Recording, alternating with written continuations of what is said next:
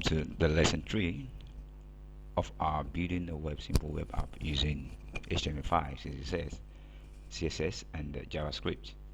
So let's get to the topic: HTML skeleton explained.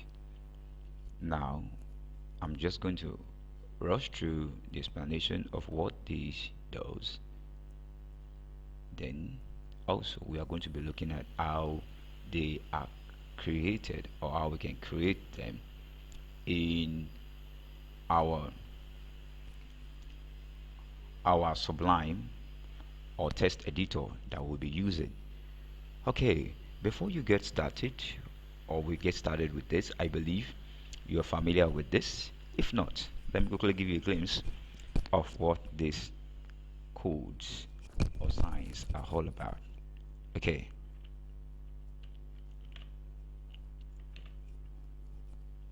so if you don't have an idea of how this work, first thing I'm gonna have to bring my Sublime up.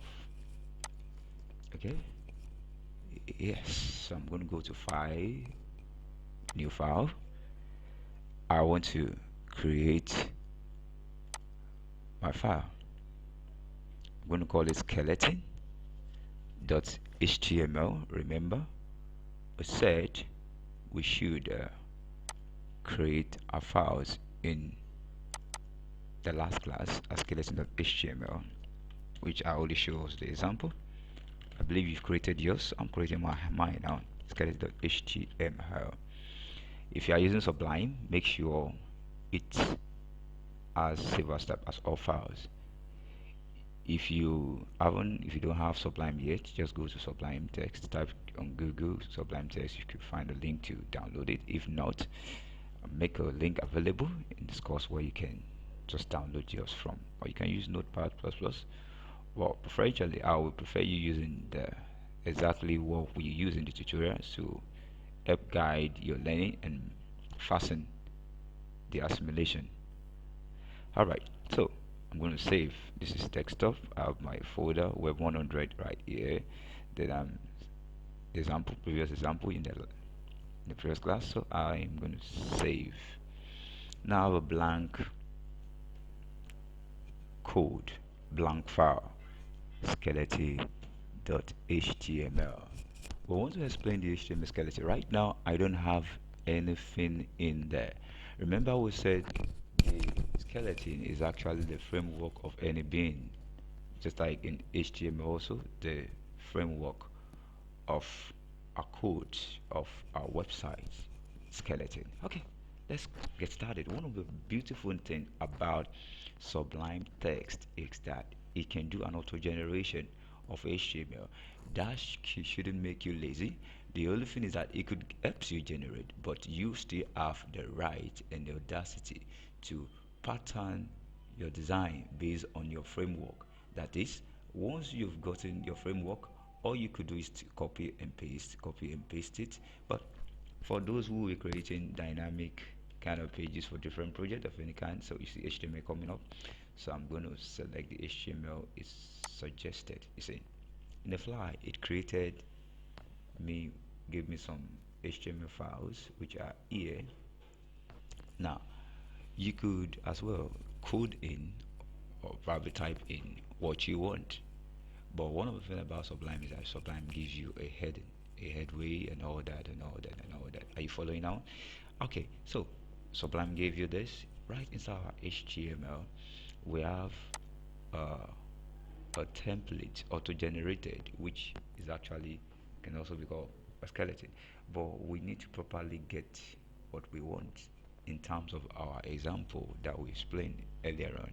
So one of the things I would like us to do, when you see the doc type declaring like this, it means that this web browser or the browser is going to be seeing this document as HTML5.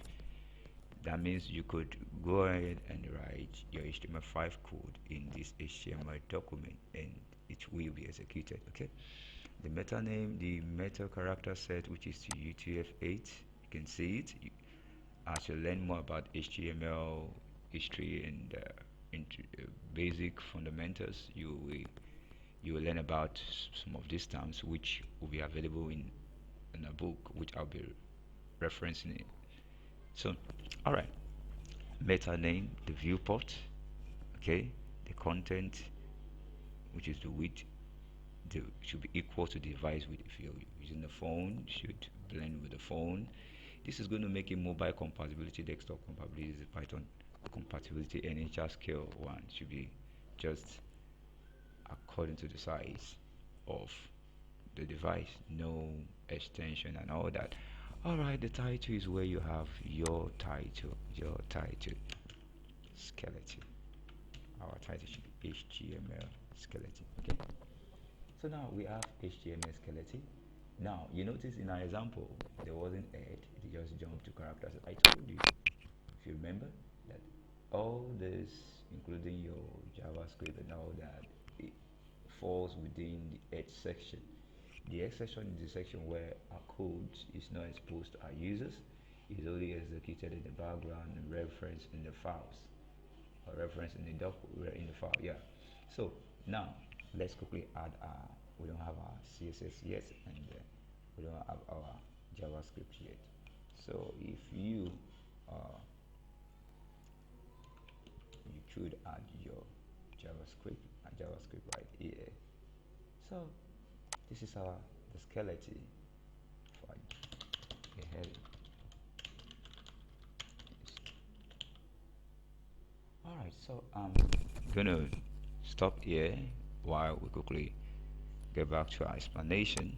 Alright, so we start with the doc type, which is right there on our screen, rather in our Sublime.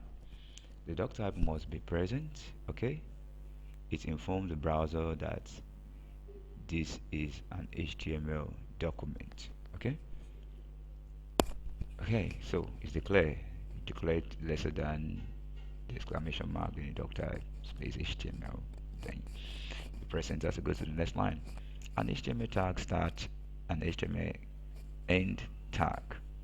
Don't forget that in our code, if you remember in our code we have HTML tag starting, we have it ending.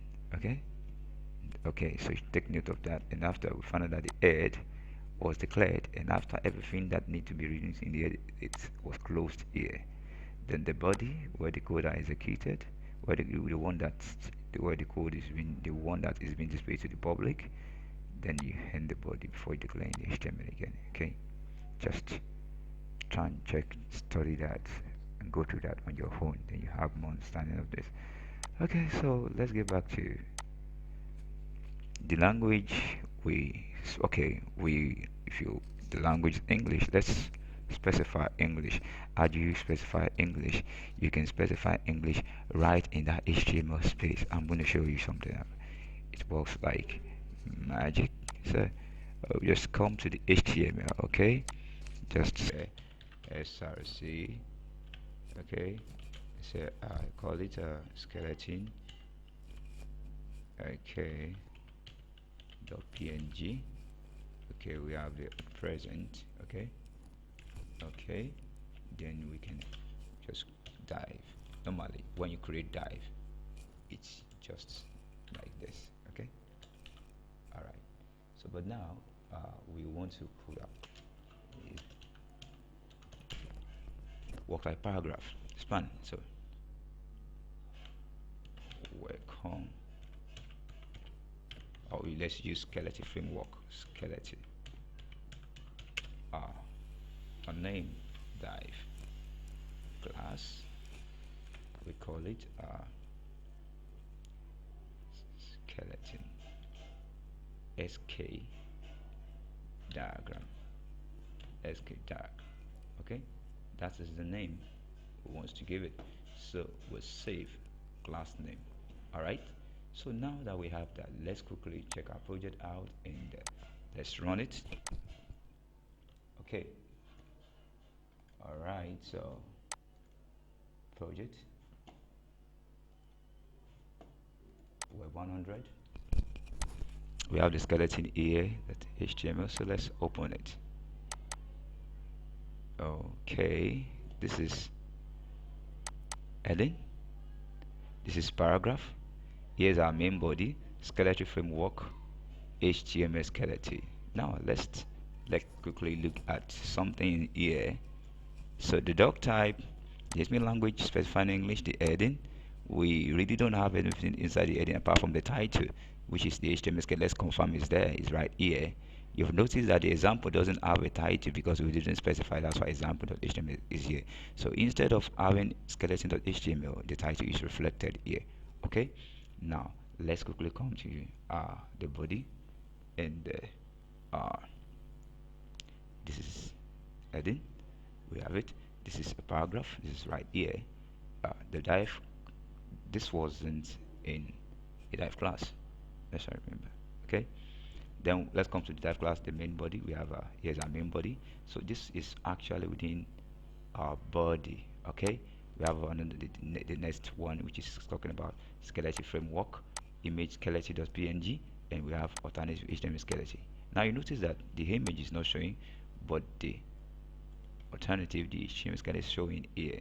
So if you can quickly, or you are practicing, you're following in the framework exactly what I've done, you get the same result. So I want to congratulate you for completing this session, this lesson 3. I believe you'll meet me in the next video. Thank you for your time, for watching, and for practicing.